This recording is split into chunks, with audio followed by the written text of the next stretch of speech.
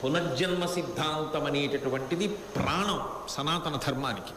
ఎవడు చేసిన కర్మ వాడు అనుభవించక తప్పదన్నారు. ఎవడు ఏం చేశాడో అది వాడు అనుభవించాలి. అనుభవించాలంటే జీవుడు అనుభవించడానికి ఇంకో శరీరంలోకి వెళ్ళాలి. శరీరం లేదనుకోండి, ఎలా అనుభవిస్తారు?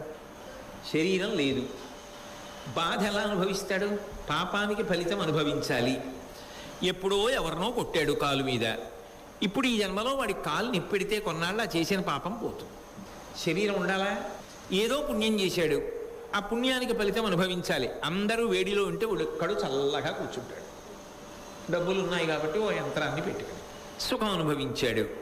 ఇప్పుడు ఈ రెండు అనుభవించడానికి ఓ శరీరం ఉండాలా? కాబట్టి శరీరం నిజానికి ఎందుకు వచ్చిందంటే పాపముల యొక్క ఫలితంగా దుఃఖాన్ని, పుణ్యముల యొక్క ఫలితంగా సుఖాన్ని రెండింటినీ పొందేసి అనుభవించేసి ఆ రెండింటినీ పోగొట్టేసుకుని మళ్ళీ